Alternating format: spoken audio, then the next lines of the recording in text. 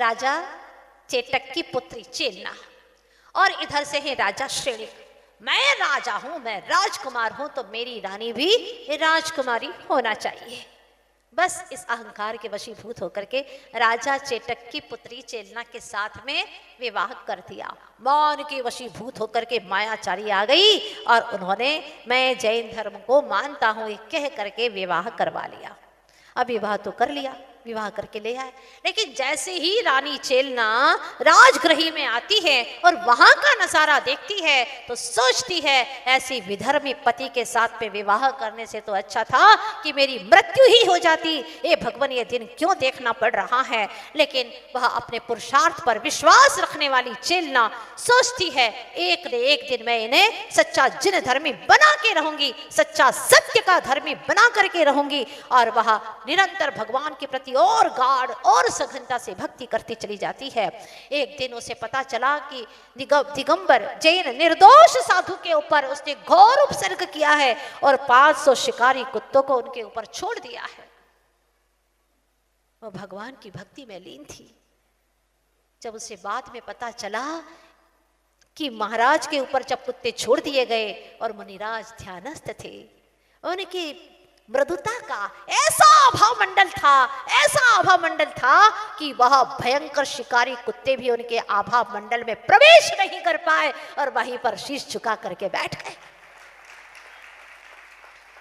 जैसे आचार्य भगवान के श्री चरणों में नैनागिरी में भयंकर डाकू, नामी डाकू, दिन दहाड़े व्यक्तियों का जीवन खत्म करने वाला, लूटने वाला वो भयंकर मूरत सिंह जैसा डाकू भी एक मूरत जैसा हो करके गुरुदेव के श्री चरणों में आकर के झुक गया, कर दिया आत्मसमर्पण। हे मार्दव मूर्ति गुरुदेव, आपके श्री चरणों में हमारा अनंत प्रणाम हो। इसमें भी उसका जी नहीं भरा। अब इसके बाद में तरकश से तीर निकाला और मुनिराज के ऊपर फेंक दिया, तीर चला दिया। क्या हुआ? मुनिराज की दिव्य तपश्चर्या से वह तीर परिक्रमा लगा करके वहीं पर खड़ा हो गया। मुनिराज के शरीर को भेद नहीं पाया। उनके वैराग्य का, उनकी समता का कवच था, वही ढाल थी। कोई ऊपर से ढाल नहीं ओढ़ी थी। शरीर के ऊपर एक तिल तुष मात्र भी परिग्रह नहीं था। वह अब आश्चर्य में पड़ गया। तीसरी बार उसने मुनिराज के गले में मरा हुआ सर्प डाल दिया। चींटियों को तो ज्ञान नहीं है ना, ये वो तो लगेंगी और निश्चित अब उनके ऊपर ऐसा उपसर्ग करेगी कि वह अब जीवित नहीं बचेंगे। मरा हुआ सर्प डाल दिया। आ करके रानी से कहा, देख तेरे गुरु महाराज के ऊपर सर्प डाल करके आया हूं मरा हुआ, अब कैसे बचेंगे। बड़ी गुण गाती थी ना, देख लेना अब जा करके। तब रानी चेलना को बड़ी पीड़ा होती है और वह कहती है कि स्वामी आपने बहुत अनर्थ किया है, घोर उपसर्ग करके अपनी आत्मा के ऊपर उपसर्ग किया है और इससे तुम्हें भाव भाव तक दुख भोगना पड़ेगा। भाव भाव तक तुम्हें नरकों जैसी वेदना भोगनी पड़ेगी, बच नहीं पाओगे। पश्चाताप करो स्वामी, क्योंकि वो मेरे सच्चे गुरु हैं, मेरे दिगंबर गुरु हैं, मेरे वैरागी वीतरागी गुरु हैं। वो कभी भी टस से मस नहीं हो सकते। प्राणांत हो जाएगा लेकिन वो कभी भी धर्म को छोड़ने वाले नहीं है। वो अपना ध्यान का आसन नहीं छोड़ेंगे। अरे उनके भक्त ही अकलंक निकलंक जैसों ने अपने प्राण तज दिए लेकिन जिन धर्म को नहीं छोड़ा। यह तन जाए तो जाए, मेरा जैन धर्म ना जाए। बालिकाओं सुनो, चाहे तन जाए तो जाए लेकिन हमारा जैन धर्म छोड़ करके हम कहीं नहीं भागेंगे। चाहे कुछ भी हो जाए गुरुदेव के चरणों में चले जाएंगे, लेकिन जैन धर्म को छोड़ करके ये असली सत्य धर्म जो हमें अनंत भवों के पुरुषार्थ से मिला है उसे छोड़ करके हम जाने वाले नहीं हैं। धन्य है वे। और जब मरा हुआ सर्प भी डाल दिया, शांत भाव से विराजमान रहे, अपने ही ध्यान में लीन रहे और ज्ञान की गुफा में विराजमान हो गए।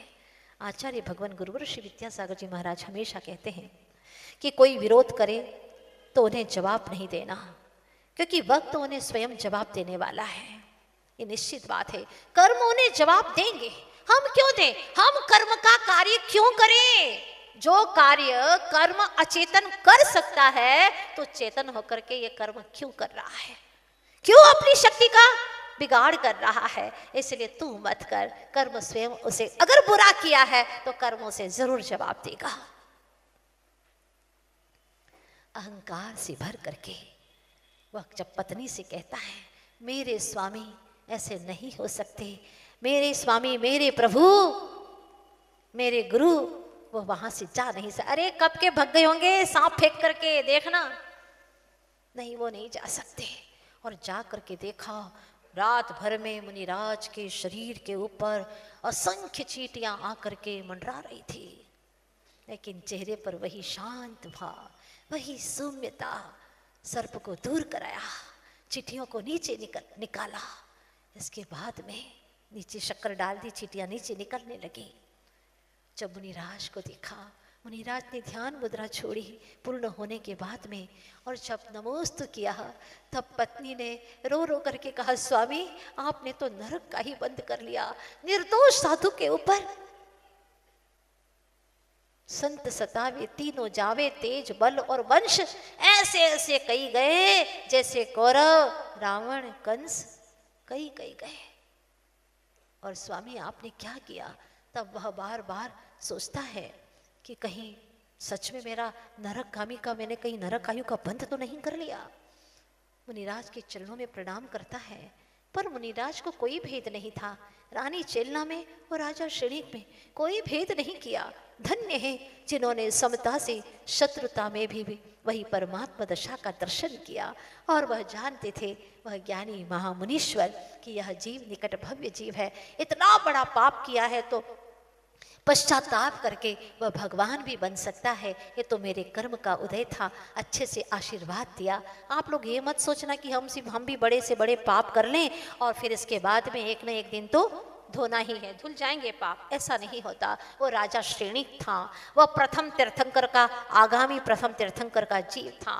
अगर तुमने थोड़ा सा भी मद किया ना, इसका फल बहुत खतरनाक होगा। ये बात ध्यान रखना, क्योंकि धोने के लिए आपके पास में कोई भेद ज्ञान की साबुन नहीं है। इसलिए छोटे से छोटे पाप को करने में भी सोचना, विचार करना कि ये पाप किया है, यही छोटा सा पाप बहुत बड़ा रूप धारण कर सकता है।